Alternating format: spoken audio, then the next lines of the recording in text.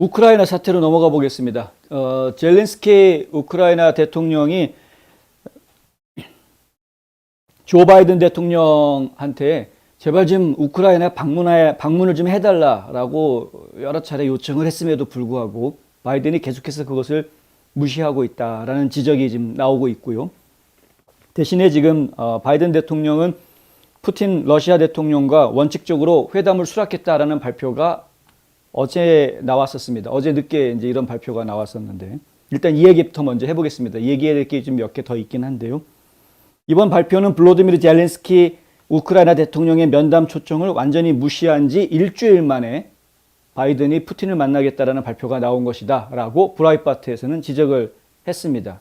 젠사키 백악관 대변인은 푸틴과의 회담이 침략이 일어나지 않는다면 이루어질 것이다 라는 전제 조건을 내걸기는 했으나 하지만 항상 백악관은 외교에 대한 준비가 되어져 있고 러시아가 전쟁을 선택한다면 신속하고 심각한 결과를 부과할 준비가 돼 있다라고도 이야기하고 있습니다.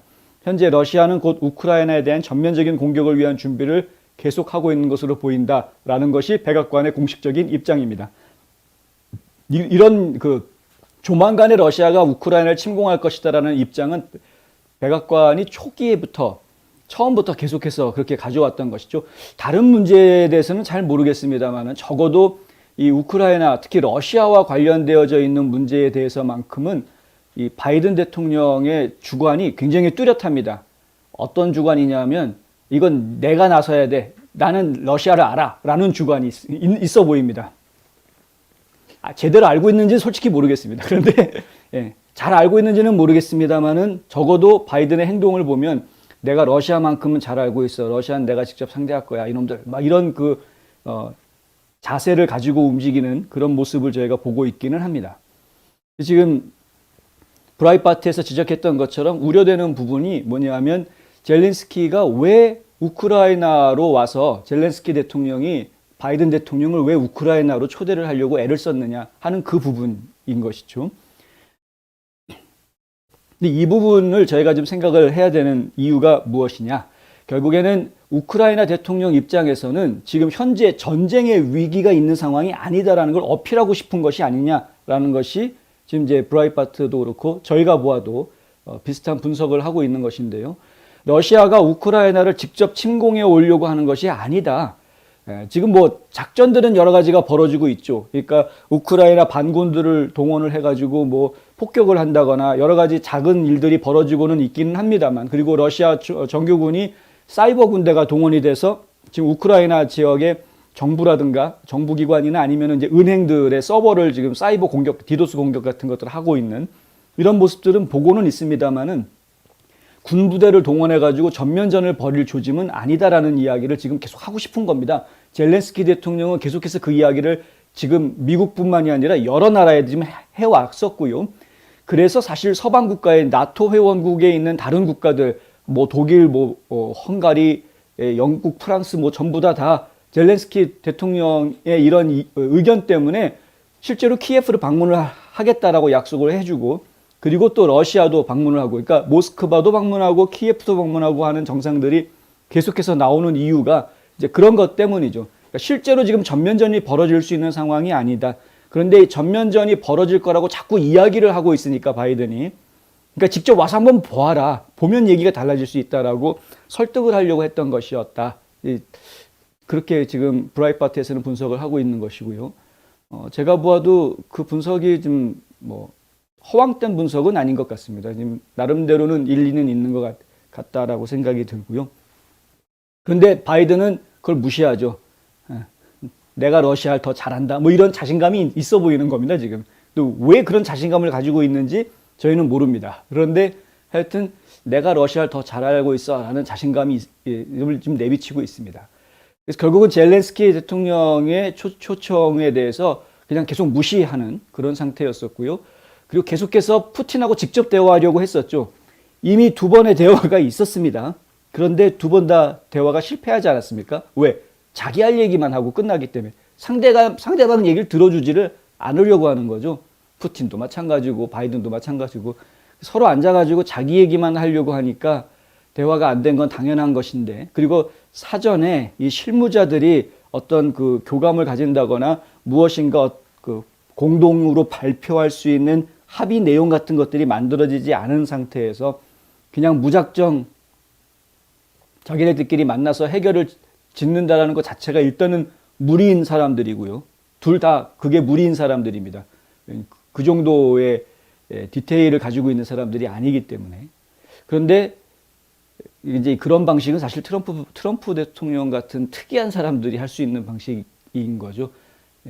일반 정치인들이 하기는 쉽지 않은 방식입니다. 근데 어쨌든 지금 이제 바이든 같은 경우에는 어떻게든 푸틴하고 다시 대화를 하겠다라는 이야기를 하고 있는. 근데 왜 바이든은 계속해서 푸틴과 대화를 하겠다고 이야기를 할까? 공격하지 마라. 공격하면은 제재하겠다라고 계속 엄포를 놓고 있고, 노드스트림 2 송유관 끊어버리겠다라고 엄포 놓고 있으면서, 그러면서 만나서 무슨 얘기를 하려고 자꾸 만나자고 할까? 이미 2번이나 만나가지고 아무런 성과 없이 끝나버렸는데, 둘이 만나서 얘기를 하다가 끝나버리면 결국에는 바로 나오는 이야기가 당장 내일 전쟁 일으킬지도 몰라. 이 말이 바로 나오는 사람이 왜 만나자고 할까?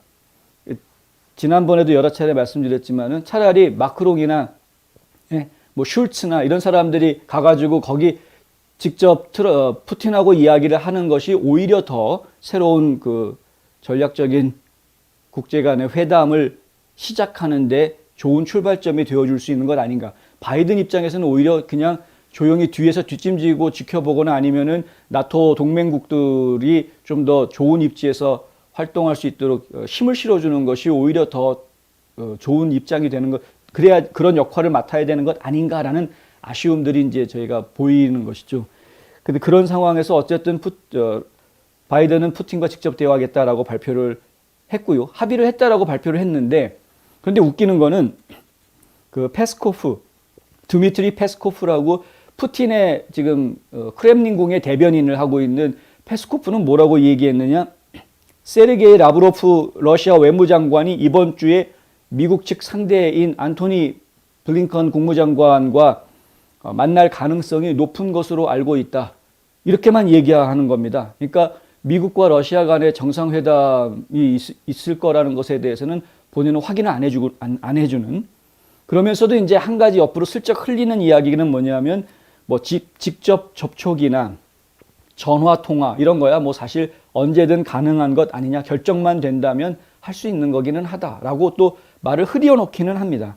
러시아 관영 통신인 타스 통신에 따르면 페스코프는 그것은 그들의 결정할 일이다라고 이야기합니다. 그러니까 자신은 모른다 이거죠. 그건 내가 관여할 일이 아니고, 만약에 둘이 대화하겠다라고 둘이 결정했으면 대화하겠지. 미국과 러시아 간에는 핫라인이 있기 때문에요. 시진핑하고도 핫라인이 있지만 핫라인 하면 되는 거라는 겁니다. 전화기 들고 언제든 통화할 수 있는 게 사실은 둘의 관계인데, 관계라기보다는 미국과 러시아의 관계인데, 그것을 얼마든지 하려면 하는 것이다. 거기에 특별한 의미 부여를 안 하겠다라는 거죠. 페스코프는. 러시아의 크렘린궁의 대변인이 의미 부여를 안 하겠다라는 이런 자세를 보여주는 것은 이들이 둘이 대화를 해도 나올 결론이 없다라는 이야기입니다. 아까도 말씀드렸지만 실무자들 사이에 직접 미리 사전에 협의가 이루어져서 이러한 것들에 대해서 서로 간에 협의하고 결정하고 여기에 합의하자라는 내용이 어느 정도 오고 가는 내용이 있어야 둘이 정상회담을 하고 뭐를 해도 결과를 기대할 수 있는 것이고, 이 두 정상이 이제 정상회담을 가진다라고 대외적으로 공포하고 하는 것인데, 근데 지금 현재 벌어지고 있는 일은 미국 쪽에서는 바이든이 푸틴과 직접 대화한다라고 뻥은 아니지만 하여간 큰 소리 쳐놨는데, 러시아 쪽에서는 그건 그 둘이 알아서 할 일이지 우리는 모르겠다라는 식으로 이렇게 나오는 그런 상황이라는 것이죠. 결론적으로는 지금 외무 당국 간의 실무자 협상에서 이루어진 내용은 하나도 없다. 지금 바이든이 너무 성급하다. 제 결론은 그겁니다. 그러니까 바이든이 지금 너무 성급하게 이야기하고 있다는 것이죠. 왜 이렇게 성급해질 수밖에 없느냐? 국제사회에서 자신이 챙겨야 될 자기 자리가 점점 좁아지기 때문에 그런 겁니다.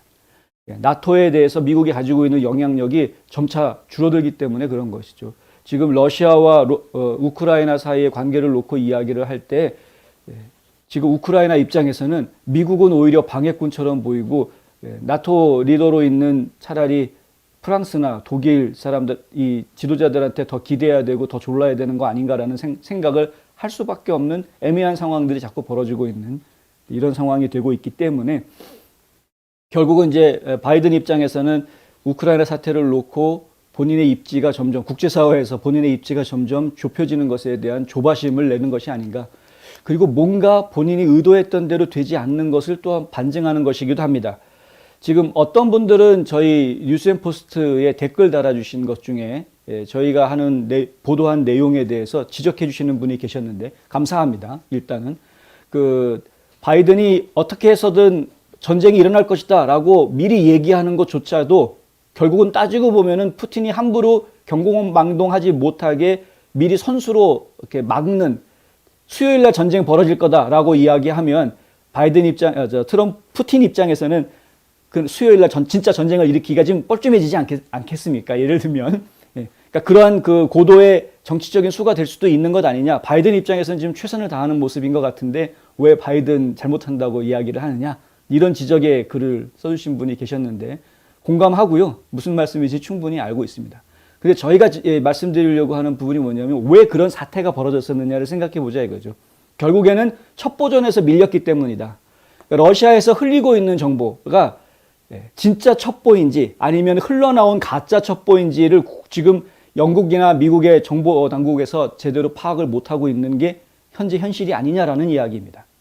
그 부분을 지금 말씀을 드렸던 것이죠. 그래서 결국은 푸틴에 의해서 바이든은 지금 바보가 돼버린 꼴이 되지 않았느냐라는 표현까지 나오게 되는 것인데, 이렇게 정보전에서 약한 상황, 그리고 국제사회에서 신뢰를 잃어가고 있는 그런 상황 속에서 바이든이 계속 조바심을 내는 것이 이 우크라이나 사태에 결코 도움이 되지 않기 때문에 그런 것입니다. 실수는 우크라이나 정부가 할 수도 있지만 만에 하나 미국 정부가 실수를 해서 잘못된 결정을 하게 되면은 더 심각한 문제가 발생할 수 있기 때문에, 그래서 이렇게 조급해하는 바이든의 모습을 보면서 좀 안타깝다, 위험천만하다라는 느낌을 제가 가지는 것이죠. CNN조차도 바이든이 우크라이나를 방문하는 것은 좀 불가능하다라는 식의 이제 보도들을 전에도 내놓았었고요. 악시오스 같은 매체에서도 마찬가지로 바이든이 우크라이나를 보호할 준비는 되어져 있으나 하지만은 또 다른 이야기들, 이렇게 다른 이야기들을 좀 내놓는 그런 모습들을 좀 보고 있습니다.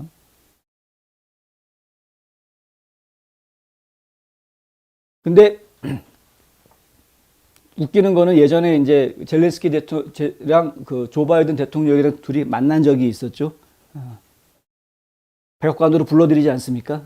좀 지난 이야기이긴 합니다만은. 근데 이제 키예프로 와달라는 거기 가는 거는 좀 그렇고 당신이 와라. 그래서 백악관으로 와서 만났는데 그때 젤렌스키가 바이든을 만나서 들었던 이야기는 러시아를 어떻게 막아주겠다 이런 디테일한 부분들보다는 기후변화 얘기를 오히려 더 들었다라는 이제 이야기가 나와 있습니다. 백악관이 마침내 젤렌스키를 초청하자 바이든은 우크라이나 대통령에게 기후 대화에 대해 열변을 토하고 키예프에서 러시아의 국가 침략에 대한 중요한 논의보다는 녹색 에너지에 초점을 맞추라고 오히려 젤렌스키 대통령한테 바이든이 요구를 했다는 것이죠. 서방 정부들은 지난 한 달 동안 외교 정책에 많은 관심을 러시아가 우크라이나를 즉시 침공할 것이라는 바이든 행정부의 시끄러운 주장으로 돌려댔다. 그러니까 사실 별일 아니었을 수 있는데 바이든이 너무 시끄럽게 떠들어가지고 마치 당장 내일 전쟁이 날 것처럼 하는 바람에 우리가 쓸데없이 너무 많은 에너지를 지금 여기에다가 쏟고 있는 것 아니냐라는 불만들이 서방 국가에서 이제 나오고 있다라는 이야기로 저희는 이해가 됩니다. 여기에 지금 AP통신부터 시작해가지고 많은 언론사들이 다 동원이 됐던 것도 사실이고요. 젤렌스키는 지난달 바이든 행정부와 다른 서방 정부들이 패닉에 빠진 것에 대해 거듭 불만을 표시하면서 지난달 외국인 투자에서 5억 달러에 가까운 손실을 초래했다고 비난하기도 했습니다. 우크라이나 경제 사정이 개판이 될 수밖에 없겠죠. 당장 내일 전쟁 난다는데 거기에 투자할 외국인이 누가 있겠습니까? 다 돈 빼는 거죠, 전부 다. 결국에는 이렇게 우크라이나에 투자했던 외국인들이 다 돈을 빼게 만들고 우크라이나 완전 피를 말려 죽이려고 하는 모습이 돼버린 겁니다. 그러니까 바이든이 우크라이나를 살려주려는 모습이 아니라 오히려 야, 러시아가 당장 내일이라도 전쟁 벌일 거야라고 매일매일 떠들어대면서 우크라이나를 더 지금 피말리고 있는 이런 상황이 돼버려 있는 것이다.